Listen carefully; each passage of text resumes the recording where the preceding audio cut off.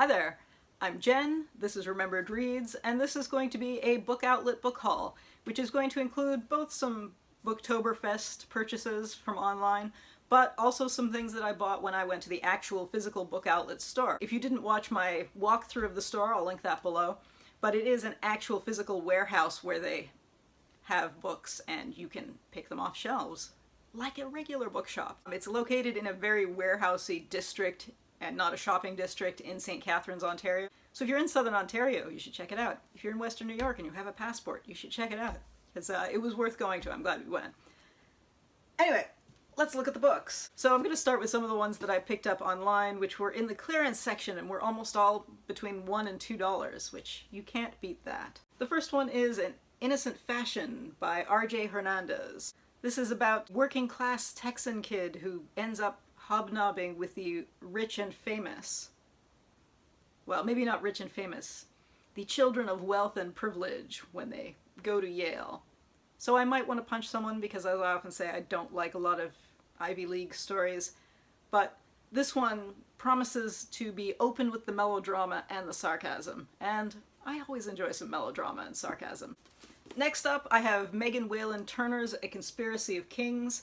This is, I believe, the fourth book in her King's Thief series, which I mostly enjoy. I usually take these out of the library because I don't think they're fantastic, but again, it was incredibly cheap, so I thought I might as well buy it.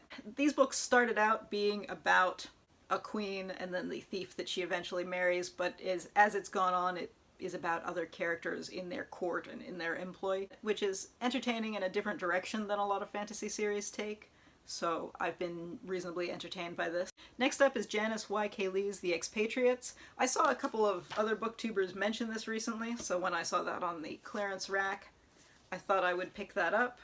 And this is about a recent graduate and a housewife, and women struggling with their demons as their lives collide in ways that have irreversible consequences for them all.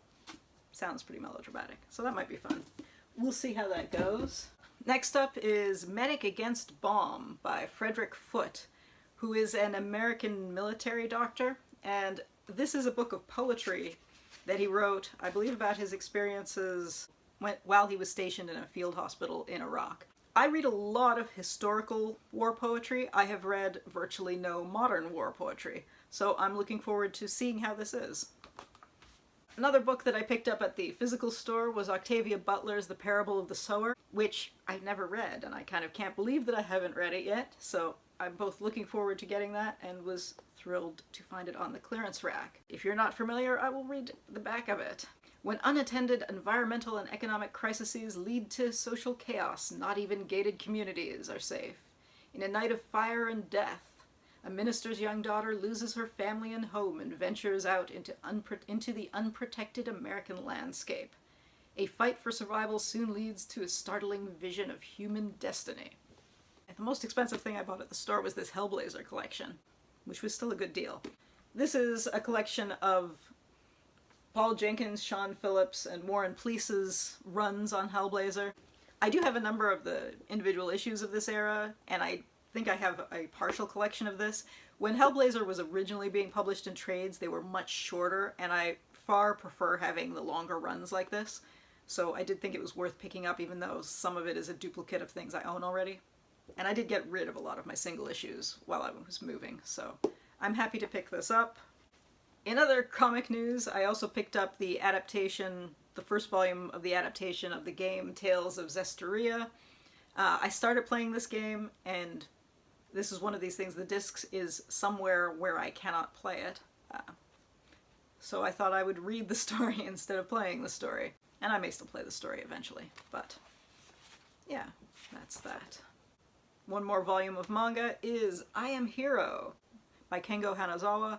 This is a zombie post-apocalyptic story. I believe the first volume started out in Tokyo, but I think they end up in the woods eventually. It is that style.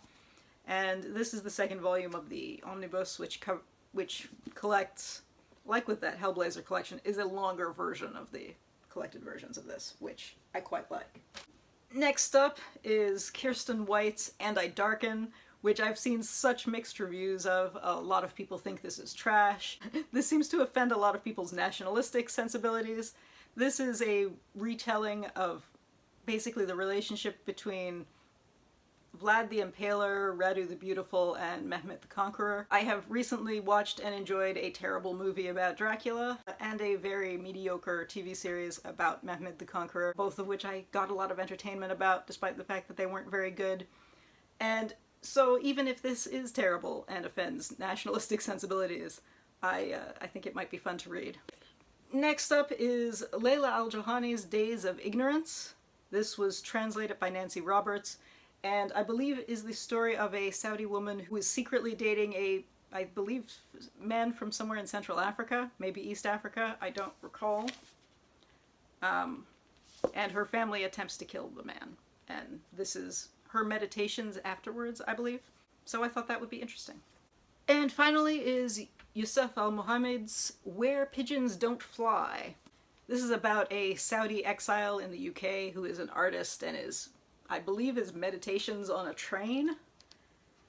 Not 100% sure. This was translated by Robin Moger, and I don't know, I was drawn by the cover with the pigeons. So that is kind of superficial, but that's a superficial reason to pick something up, but I think it sounds interesting nonetheless. So those were the books that I picked up at the Book Outlet store and via Book Outlet's online sale. So despite the fact that I've been saying I'm not buying any books until I end up working out this whole housing situation, which, knock wood, we have made a deal, but it hasn't closed and won't close for a few months, so we'll see how that goes. But I shouldn't be buying books, but I couldn't resist a good deal. So I ended up purchasing these. Have you bought anything during any of these recent fall-themed sales? I'd love to hear what you've picked up, or if you've read any of these and you think they're brilliant or terrible, or anything in between, let me know. That's it for now. Ciao.